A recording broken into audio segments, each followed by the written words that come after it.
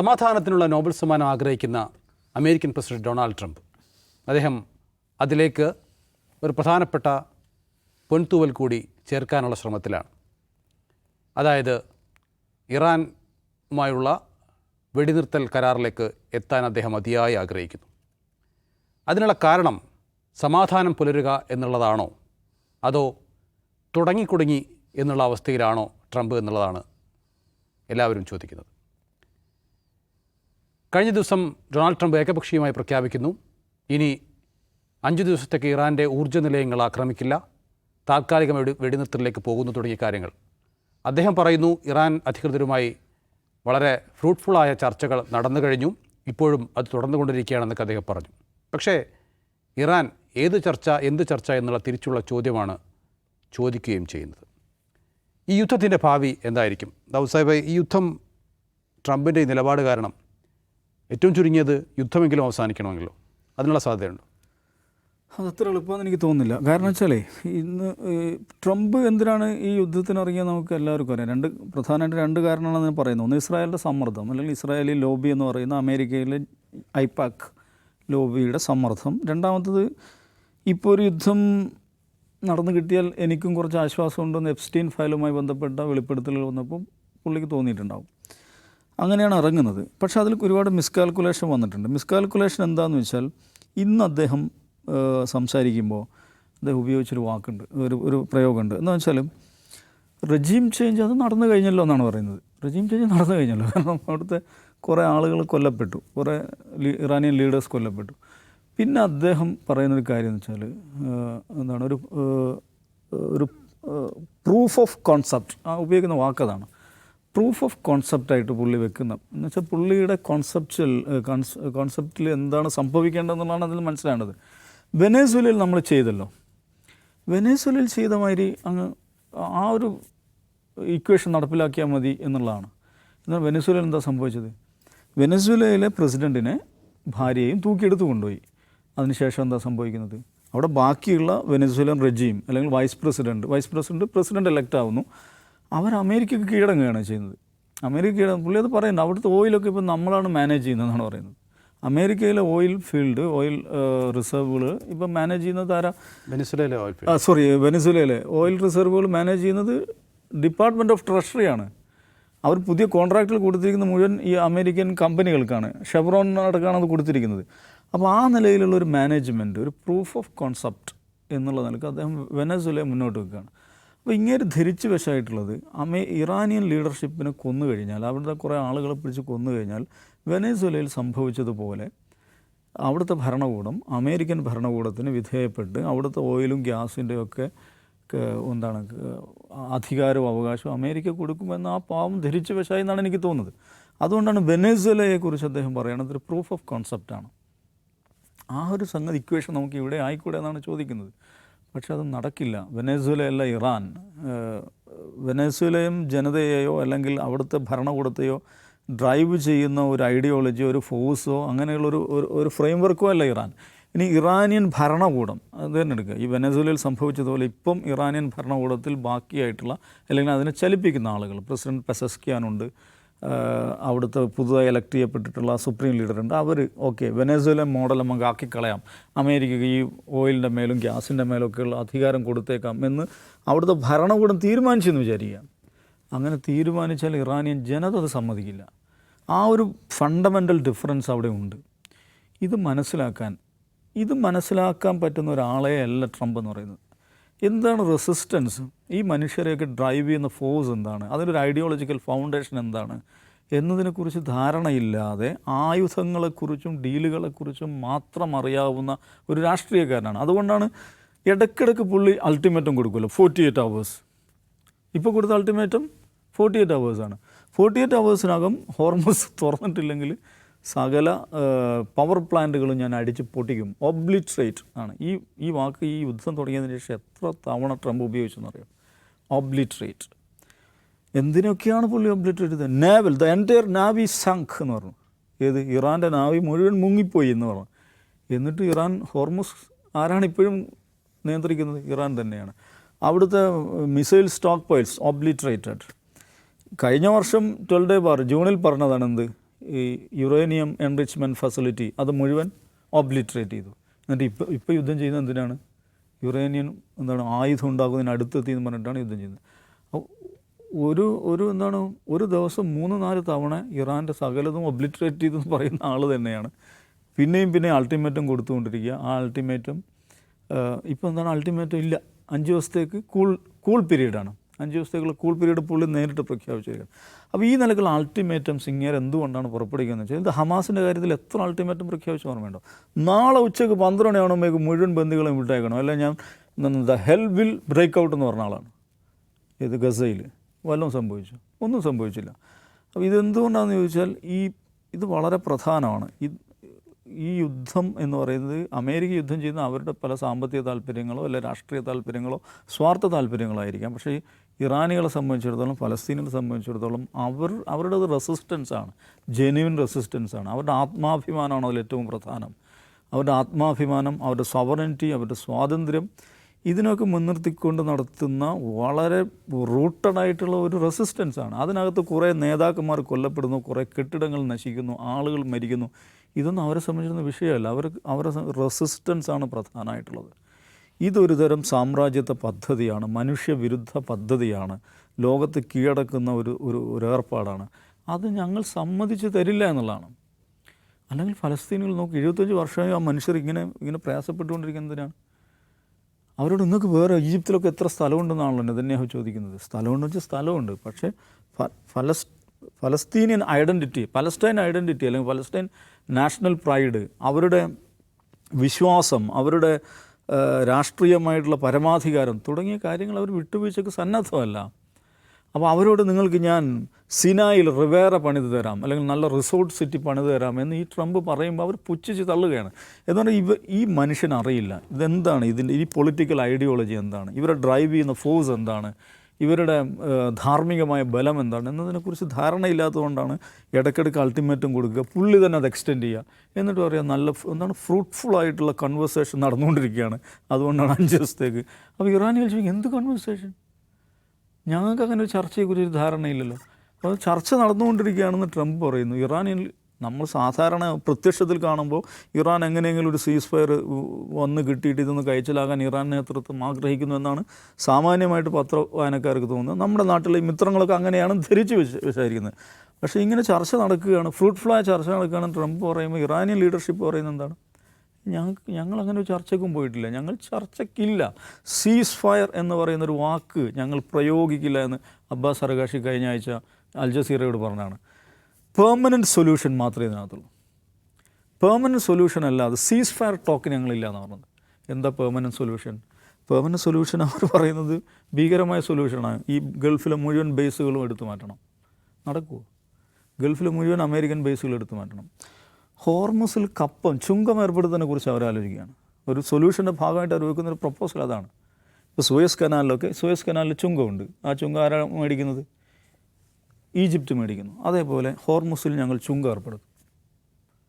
നമുക്ക് അങ്ങനെ പ്രപ്പോസൽ വെക്കുക. ആ പ്രപ്പോസൽ അംഗീകരിച്ചാലേ യുദ്ധം അവസാനിക്കുള്ളൂ എന്ന് പറഞ്ഞു കഴിഞ്ഞാൽ അത് വലിയൊരു ഡെഡ് ലോക്കിലേക്കാണ് പോവുക. കാരണം ലോകത്ത് ഏറ്റവും പ്രധാനപ്പെട്ട ഒരു മാരിടൈം ട്രാഫിക് നടക്കുന്ന ഒരു റൂട്ടിൽ ഒരു രാജ്യം അവർ ചുങ്കം ഏർപ്പെടുത്തുക എന്ന് പറയുമ്പോൾ അതിൻ്റെ അർത്ഥം എന്താണ്? അവരുടെ ഒരു സോവറിൻ വാട്ടേഴ്സായിട്ട് അത് മാറുക എന്നുള്ളതാണ്.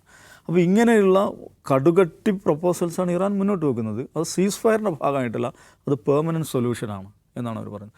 എന്തുകൊണ്ടാണ് അങ്ങനെ ചർച്ചയ്ക്ക് പ്രസക്തിയില്ല എന്ന് അവർ പറയുന്ന ന്യായമുണ്ട്. കാരണം വളരെ ഗൗരവപ്പെട്ടൊരു ചർച്ച നടന്നുകൊണ്ടിരിക്കുകയാണ്, പിന്നെ കൂടെ വന്നിട്ട് ഇത് കൊല്ലുന്നത്. ഇതൊരു സിവിലൈസേഷൻ എന്ന് പറയുന്ന സംഗതി നാഗരിക ബോധം ഒരു പരിഷ്കൃത സമൂഹത്തിന് ചെയ്യാൻ പറ്റാത്ത, സങ്കല്പിക്കാൻ പറ്റാത്ത ചതിയാണ്, വഞ്ചനയാണ്. ചർച്ച നടന്നുകൊണ്ടിരിക്കുക, നെഗോഷിയേഷൻ ടേബിളിൽ സംസാരിച്ചുകൊണ്ടിരിക്കുക, പിറകെ കൂടെ പോയിട്ട് കുത്തുക എന്ന് പറയുന്ന പരിപാടിയാണ് അമേരിക്കയും ഇസ്രായേലും ചെയ്തിരിക്കുന്നത്. അതുകൊണ്ട് ഇവന്മാരായിട്ട് ചർച്ച നടന്നതിലൊരു അർത്ഥമില്ല എന്ന് ഇറാൻ്റെ നിലപാട് ധാർമ്മികമായി ശരിയാണ്. അപ്പോൾ ഈ മനുഷ്യൻ ഇങ്ങനെ ചർച്ചയെക്കുറിച്ച് പറഞ്ഞുകൊണ്ടിരിക്കുന്നു, 5 day കൂൾ പീരീഡ് പറഞ്ഞിരിക്കുന്നു. പക്ഷേ ഇതും ഇങ്ങനെ പറയുന്ന കാര്യങ്ങളും യാഥാർത്ഥ്യങ്ങളും തമ്മിൽ എന്ത് ബന്ധം എന്നുള്ളത് ഇനിയുള്ള ദിവസങ്ങളാണ് തെളിയിക്കേണ്ടത്. എനിവേ കുടുങ്ങിയിരിക്കുന്നു എന്നാണ് അങ്ങേർക്ക് ബോധ്യപ്പെട്ടിരുന്നതാണ് മനസ്സിലാക്കേണ്ടത്. ഇപ്പോൾ ഈ പാകിസ്ഥാനിൽ നിന്ന് വരുന്ന ചില വാർത്തകളുണ്ട്. പാകിസ്ഥാൻ ഒരു ബാക്ക് ഡോർ ചാനൽ ഓപ്പൺ ചെയ്തിട്ടുണ്ട്. ഇസ്ലാമാബാദ് ബേസ് ചെയ്തുകൊണ്ടുള്ള ചർച്ചയ്ക്ക് വേണ്ടി അവർ പരിശ്രമിക്കുന്നു. കാരണം പാകിസ്ഥാൻ ഒരേ സമയം ഇറാനുമായിട്ടും അമേരിക്കയുമായിട്ട് നല്ല ബന്ധമുള്ള ഒരേപോലെ ബന്ധമുള്ള രാജ്യമാണ്. അപ്പോൾ പാകിസ്ഥാൻ മാത്രമല്ല, പാകിസ്ഥാനും തുർക്കിയുമാണ് അതിലേറ്റവും പ്രധാനമായിട്ട് പരിശ്രമിക്കുന്നതാണ്. തുർക്കിയും ആ നിലക്കുള്ള ലിവറേജ് ഉള്ളതാണ്. വാഷിങ്ടണുമായിട്ട് നല്ല ബന്ധമാണ്, ഇസ്ലാമാബാദുമായിട്ട് നല്ല ബന്ധമാണ്. അപ്പം ഇവരെല്ലാം കൂടെ ചേർന്നിട്ട് ഇസ്ലാമാബാദ് ബേസ് ചെയ്തിട്ട് ഒരു ചർച്ചയ്ക്ക് വേണ്ടിയിട്ടുള്ള പരിശ്രമങ്ങൾ നടത്തുന്നതാണ്. ടർക്കിഷ് മീഡിയയിലും പാകിസ്ഥാനി മീഡിയയിലൊക്കെ ഒരേപോലെ ആ വാർത്തകൾ വരുന്നുണ്ട്. അങ്ങനെ ചർച്ച ഒരു പക്ഷേ നടന്നേക്കാം. ഞാൻ മനസ്സിലാക്കുന്ന അങ്ങനെ ചർച്ച നടക്കുകയാണെങ്കിൽ ഇറാൻ വളരെ ഒരു എക്സ്ട്രാ ലിവറേജ് എടുത്തുകൊണ്ട് ഒരു പക്ഷേ അപ്രായോഗികമെന്ന് തോന്നാവുന്ന തരത്തിലുള്ള ഡിമാൻഡ്സ് ഒരു പക്ഷേ മുന്നോട്ട് വെച്ചേക്കാം. എനിവേ യുദ്ധം ഇത്രയും ദിവസം പിന്നിട്ടിരിക്കുകയും ഇസ്രായേൽ എന്ത് സാധിച്ചു എന്ന് ചോദിച്ചാൽ, അല്ലെങ്കിൽ അമേരിക്ക എന്ത് സാധിച്ചു എന്ന് വെച്ചാൽ കുറേ അധികം മനുഷ്യരെ കൊല്ലാൻ പറ്റിയെന്നുള്ളതല്ലാതെ രാഷ്ട്രീയമായി എന്തെങ്കിലും മേൽക്കൈ നേടാൻ സാധിച്ചിട്ടില്ല. ഈ പറയുന്ന ഈ യുദ്ധത്തെ ഒരു മിലിറ്ററി എസ്കലേഷനെ, ഒരു മിലിറ്ററി വാറിനെ ഒരു എക്കണോമിക് വാറാക്കി മാറ്റുന്നതിൽ ഇറാൻ എന്തായാലും വിജയിച്ചിട്ടുണ്ട്. ഇതിൽ പക്ഷേ യുദ്ധത്തിൽ സാധാരണ അന്താരാഷ്ട്ര മാധ്യമങ്ങളിലോ പൊതുവെ വിശകലനങ്ങളിലോ വരാത്തൊരു ഘടകം എന്താണെന്ന് വെച്ചിട്ടുണ്ടെങ്കിൽ, ഈ സമയത്ത് ലെബനൻ എന്ന് പറയുന്ന ഒരു കുഞ്ഞു രാജ്യം അവിടെ ഉണ്ട്. അവിടെ ഇസ്രായേൽ നടത്തിക്കൊണ്ടിരിക്കുന്ന കൂട്ടക്കുരുതികളുണ്ട്. 2000-ലേറെ പേർ അവിടെ കൊല്ലപ്പെട്ട് കഴിഞ്ഞു. അവിടെ നടന്നുകൊണ്ടിരിക്കുന്ന കൊടിയ ക്രൂരതകൾ, കൊടിയ കൂട്ടക്കൊലകൾ, അതേക്കുറിച്ച് ലോകമോ മാധ്യമങ്ങളോ വേണ്ടത്ര ശ്രദ്ധിക്കുന്നില്ല എന്നുള്ളതാണ് ഇതിലേറ്റവും പ്രധാനപ്പെട്ടൊരു ഡാർക്ക് സൈഡ് എന്ന് പറയുന്നത്. ജിമ്മി, താൽക്കാലികമായി വെടിനിർത്തൽ അല്ലെങ്കിൽ ഈ കൂളിംഗ് പീരീഡ് അത് ശരിക്കും ഒരു ട്രംപിൻ്റെ ഒരു സ്ട്രാറ്റജിയായി മാറാൻ സാധ്യതയില്ലേ? ട്രംപിൻ്റെ സ്ട്രാറ്റജി ആവാമല്ലാതിരിക്കും, പക്ഷേ അത് നടന്നില്ലല്ലോ. ട്രംപ് കഴിഞ്ഞ ദിവസം ഞങ്ങൾ നിർത്തുകയാണ്, 5 ദിവസത്തേക്ക് ഇനി വലിയ യുദ്ധമൊന്നുമില്ല, ചെറിയ വെടിയൊക്കെ വെച്ചാലായി എന്ന് പറഞ്ഞു കൊടുത്തുനിന്ന് ഇന്നലെ രാത്രി ഇറാൻ്റെ ആക്രമണം എങ്ങനെയായിരുന്നു തലേദിവസം കൊണ്ടുവന്നത് അതുപോലെ തന്നെ ഉണ്ടായി. അവരുടെ മിസൈലുകളും ഡ്രോണുകളും ഇസ്രായേലിനെ തേടിയെത്തി, ഗൾഫ് രാജ്യങ്ങളെ തേടിയെത്തി. ഇസ്രായേൽ തിരിച്ചുമടിച്ചു. എന്ന് മാത്രമല്ല, ഊർജ്ജ മേഖലയിൽ തൊടില്ല എന്ന് പറഞ്ഞു കൊടുക്കുന്ന ഇസ്രായേലിൻ്റെ ആക്രമണം ആ ഊർജ്ജ മേഖലയിൽ എത്തി, ഇറാൻ്റെ എന്നാണ് മനസ്സിലാകുന്നത്. അത് ട്രംപ് പറഞ്ഞതിന് തൊട്ട് മുമ്പാണോ അതിന് ശേഷമാണെന്ന് മാത്രമേ സംശയമുള്ളൂ. അതായത് ബിസിനസ് ആസ് യൂഷ്വലാണ്. ട്രംപ് പറഞ്ഞ വെടിനിർത്തൽ നടന്നില്ല, ഒന്നാമത്തെ കാര്യം. ഇതിൽ നിന്ന് നമുക്ക് മനസ്സിലാവേണ്ടത്, ഈ യുദ്ധത്തിൽ സമാധാനം ഉണ്ടാകണമെന്ന് ഇപ്പോൾ ആഗ്രഹിക്കുന്ന ഒരൊറ്റ പാർട്ടിയേ ഉള്ളൂ, അത് അമേരിക്ക മാത്രമാണ്. ഇസ്രായേലിന് താല്പര്യമില്ല, ഇറാന് താല്പര്യമില്ല. ഇറാൻ എല്ലാവരെയും അത്ഭുതപ്പെടുത്തിക്കൊണ്ട് ഒരു സൂയിസൈഡ് മോഡിലാണ് വർക്ക് ചെയ്യുന്നതെന്ന് പോലും നമ്മൾ സംശയിക്കൊണ്ടിരിക്കുന്നു. അങ്ങനെയാണെങ്കിൽ അത് വളരെ ഡേഞ്ചറസ് ആണ്. ഞങ്ങൾക്ക് വേണ്ട സമാധാനം, ചർച്ചയില്ല എന്നാണ്. മുമ്പ് ഓർക്കുന്നുണ്ടോ, ഈ ആണവ കരാർ ചർച്ച ട്രംപോട് നടത്തുമ്പോൾ ഇതിപ്പോൾ തീരും, വളരെ ആശാവഹമായ പുരോഗതി ഉണ്ടായിക്കൊണ്ടിരിക്കുന്നു എന്ന് പറഞ്ഞ ആളിന്ന് ജീവിച്ചിരിപ്പില്ല, ലാരജാനിയായിരുന്നു. അന്ന് ഇറാനാണ് പറഞ്ഞുകൊണ്ടിരുന്നത് ചർച്ച പുരോഗമിക്കുകയാണ്, നല്ല കാര്യമെന്ന്. ഇപ്പോൾ അമേരിക്കയാണ് പറയുന്നത് നടന്നുകൊണ്ടിരിക്കുകയാണ്. അന്ന് അമേരിക്ക പറഞ്ഞു പ്രത്യേകിച്ച് ഒരു ഗുണമില്ലെന്ന് പറഞ്ഞു. റോൾ റിവേഴ്സലാണ്. ഇപ്പോൾ ഇറാനാണ് പറയുന്നത് ചർച്ചയും നടക്കുന്നില്ല, ഒന്നും നടക്കുന്നില്ല, അയാൾക്ക് ചുമ്മാ അയാൾ വെറുതെ പറയുകയാണ് എന്ന് പറയുകയാണ്. റോൾ റിവേഴ്സൽ എത്ര ഗംഭീരമായിട്ടാണ് യുദ്ധം തുടങ്ങി 24-ാം ദിവസം സംഭവിച്ചിരിക്കുന്നത് നോക്കും. ട്രംപിന് 3 വലിയ തിരിച്ചടികൾ സംഭവിച്ചിരിക്കുന്നു. ഒന്ന്, സൗത്ത് പാസിനെ ഇസ്രായേൽ അറ്റാക്ക് ചെയ്യുമ്പോൾ അത് എൻ്റെ ഭാഗത്തു നിന്നുള്ളതല്ല എന്ന് പറഞ്ഞ് സാഷ്ടാംഗം മാപ്പ് പറയുന്നു. 2, ഇറാൻ്റെ എണ്ണക്കപ്പലുകൾ വഴി എണ്ണ വിൽക്കാനുള്ള അനുമതി കൊടുക്കുന്നു. 3, നമുക്ക് ചർച്ച ചെയ്യാം, നമുക്ക് വെടിനിർത്താം, ഞാൻ വെടിനിർത്തുന്നു എന്ന് പറയുന്നു. കഴിഞ്ഞ 48 മണിക്കൂറിൽ 3 പ്രാവശ്യം, 48 അല്ലെങ്കിൽ കുറച്ചുകൂടെ നേരം പുറകോട്ട് പോയാൽ 3 തവണ കാര്യമായി അമേരിക്ക വിട്ടുവീഴ്ച നടത്തി കഴിഞ്ഞു. പക്ഷേ ഇതുകൊണ്ട് ഈ പ്രശ്നം എവിടെയെങ്കിലും തീരുമോ? ഒരു കാരണവശാലും ഇവിടം വരെ എത്തിച്ചിട്ട് ഇറാനെ തീർക്കാതെ അവർക്ക് മുന്നോട്ട് പോകാനാവില്ല എന്നുള്ളതായിരിക്കും അവരുടെ ഒരു രാഷ്ട്രീയം ഇതിനകത്ത്. തിരിച്ച് അമേരിക്കയെ സംബന്ധിച്ചിടത്തോളം അങ്ങനെയല്ല. വേറെ ഒരുപാട് ജിയോ പൊളിറ്റിക്കൽ ഇഷ്യൂസ് ഉണ്ട്, വേറെ ഒരുപാട് സമ്മർദ്ദങ്ങളുണ്ട്, ഗൾഫ് രാജ്യങ്ങളുടെ വളരെ വലിയ നിർബന്ധങ്ങളുണ്ട്. ഖത്തറൊക്കെ വളരെ നിർബന്ധമായി യുദ്ധം ഇപ്പം നിർത്തണമെന്ന് പറയുകയും ബേസ് എടുത്തുകൊണ്ട് പോകാൻ പറഞ്ഞു എന്നാണ് നമുക്ക് മനസ്സിലാകുന്ന പശ്ചാത്തലത്തിൽ. അത്രയും സീരിയസ് പ്രശ്നമാണ്. ഇസ്രായേലിനെ സംബന്ധിച്ചിടത്തോളം ഓരോ ദിവസവും യുദ്ധം നീണ്ടു നിൽക്കുന്നത് ബോണസാണ്. കുറച്ച് ആളുകളൊക്കെ അവിടെ മരിക്കുമായിരിക്കും, പക്ഷേ പ്രശ്നം ഇറാൻ തീർന്നു കഴിഞ്ഞാൽ അവിടെ ഒരുപാട് പ്രശ്നങ്ങൾ തീർന്നു എന്നുള്ളതാണ് വിഷയം. ഇവിടെ ഇനി എന്താ നടക്കാൻ പോകുന്നതെന്ന് ചോദിച്ചാൽ, ട്രംപ് നാണം കെട്ടുകൊണ്ടിരിക്കുന്നത് കുറച്ചുകൂടെ തുടരും. സമാധാനം ഉണ്ടാകാൻ പോകുന്നില്ല, 5 ദിവസം കഴിഞ്ഞാലും സമാധാനം ഉണ്ടാകാൻ പോകുന്നില്ല എന്നുള്ളതാണ് നിലവിലത്തെ സ്ഥിതി. നമുക്ക് മനസ്സിലാകുന്നതനുസരിച്ച് ചർച്ചകൾ നടക്കുന്നുണ്ടാവാം. ഇറാൻ പരമാവധി അമേരിക്കയെ അവഹേളിച്ചുകൊണ്ടിരിക്കുകയാണ്. ചിലപ്പോൾ ബാക്ക് ചാനലിൽ ഒരുപാട് സാധനങ്ങൾ വർക്ക് ചെയ്യുന്നുണ്ടാവാം. അവരുടെ പാർലമെൻറ്റ് സ്പീക്കർ ആയിരിക്കുന്ന കക്ഷി, അദ്ദേഹമാണ് ഇതിനകത്തൊരു പ്രധാനപ്പെട്ട മീഡിയേറ്റർ റോൾ വഹിക്കുന്നതൊക്കെ പറയുന്നുണ്ട്. പക്ഷേ അദ്ദേഹം അടക്കം പരസ്യമായി നിന്ന് അമേരിക്ക കളിയാക്കിക്കൊണ്ടിരിക്കുകയാണ്. ചുരുക്കി പറഞ്ഞാൽ ഹാർഡ് കോർ ലീഡറായിട്ടാണ് അറിയപ്പെടുന്നത്. അതെ, ഹാർഡ് കോർ ലീഡറാണ്. പക്ഷേ അമേരിക്കയുടെ പ്രതീക്ഷ അയാളിലാണ്, ഗാലിബാബ്. ഖാലിബാബ് അവരുടെ പാർലമെൻറ്റിൻ്റെ സ്പീക്കറാണ്. ഖാലിബാബാണ് ഈ കാര്യങ്ങളിലൊക്കെ എന്തെങ്കിലുമൊക്കെ പുരോഗതി ഉണ്ടാകാൻ സാധ്യതയുണ്ടെന്ന് അമേരിക്ക കരുതുന്ന ഒരു നേതാവെന്നാണ് പറയപ്പെടുന്നത്. പക്ഷേ അയാളും പരിഹസിക്കുകയാണ്. അപ്പോൾ ചുരുക്കത്തിൽ ചർച്ച നടക്കുന്നുണ്ട്. എങ്ങും എത്തില്ല മുതൽ വേണമെങ്കിൽ നടത്തിയാൽ മതി എന്നുള്ള ഇറാൻ്റെ അവസ്ഥ നിൽക്കുമ്പോൾ എന്ത് ചെയ്യും? മരിക്കാൻ തയ്യാറായി നിൽക്കുന്ന ഒരു ജനത, ആത്മഹത്യയെങ്കിൽ ആത്മഹത്യ, വിജയമെങ്കിൽ വിജയം, അല്ലെങ്കിൽ പോട്ടെ മൊത്തം തീർന്നു പോകട്ടെ, ഞങ്ങളുടെ പരമോന്നത നേതാവിനെ കൊല്ലുകയും ഞങ്ങളുടെ രാജ്യത്തെ പ്രധാനപ്പെട്ട നേതാക്കളെ എല്ലാം ഇല്ലാതാക്കിയ സ്ഥിതിക്ക് ഇനി ഒരുത്തരം ജീവിക്കേണ്ട എന്ന് തീരുമാനിച്ച ഒരു രാജ്യമാണ് നമ്മുടെ മുമ്പിൽ ഉയർന്നു വരുന്നത്. അല്ലെങ്കിൽ ഇതൊരു ഗോൾഡൻ ചാൻസ് ആയിരുന്നു, ഇതെടുത്തില്ല. ലോകം മുഴുവൻ, അതിപ്പോൾ ഏതെങ്കിലും 1-2 ഗൾഫ് രാജ്യങ്ങൾ മാത്രമല്ല, ഇന്ത്യ ആയാലും പാകിസ്ഥാനായാലും ലോകത്തെ മുഴുവൻ രാജ്യങ്ങളുടെ ആവശ്യമായി മാറിയിരിക്കുന്നു ഈ യുദ്ധം അവസാനിക്കാൻ. പക്ഷേ ഇറാൻ വഴങ്ങുന്നില്ല. എന്ന് വെച്ചാൽ വേറൊരു മോഡിലേക്ക്, ഒരു ഓട്ടോ പൈലറ്റ് മോഡിലേക്ക് ഇറാൻ മാറിക്കഴിഞ്ഞു. തീർത്തിട്ടേ അടങ്ങുള്ളൂ. അല്ലെങ്കിൽ അതുകൊണ്ടാണല്ലോ ഒരിക്കലും നടക്കാൻ സാധ്യതയില്ലാത്ത 3 കാര്യങ്ങളാണ് പറഞ്ഞിരിക്കുന്നത്. 1, മൊത്തം ബേസുകളും ഗൾഫിൽ നിന്ന് എടുത്തുകൊണ്ട് പോകണം, സമ്മതിക്കുമോ? 2, ഈ പറഞ്ഞ അപകടങ്ങൾക്കും ഈ പറഞ്ഞ പ്രശ്നങ്ങൾക്കും മുഴുവൻ കോമ്പൻസേഷൻ തരണം. 3-മത്തേത്, ഈ കടലെടുക്ക് ഞങ്ങൾ നിയന്ത്രിക്കും. ഇപ്പോൾ ഈ കടലെടുക്കൽ നടക്കുന്നത് പൂട്ടിയിട്ടില്ല, പൂർണ്ണമായും തുറന്നിട്ടുമില്ല. ഹോർമൂസ് കടലെടുക്കൽ ചെയ്യുന്നത് ഒരു കപ്പൽ കടന്നു പോകണമെങ്കിൽ $2 മില്യൺ ഇറാൻ ചാർജ് ചെയ്യുന്നത്. അതിനുള്ള ചാനലുകൾ എങ്ങനെയാണ്, ആരോട് സംസാരിക്കണം അടക്കമുള്ള കാര്യം ഇപ്പോൾ ഇൻ്റർനെറ്റിൽ വളരെ വിശദമായി വരുന്നുണ്ട്. അത് അമേരിക്കൻ ഡോളർ തന്നാൽ പോരാ, യുവാനിൽ തരണം, ചൈനീസിൽ തരണം.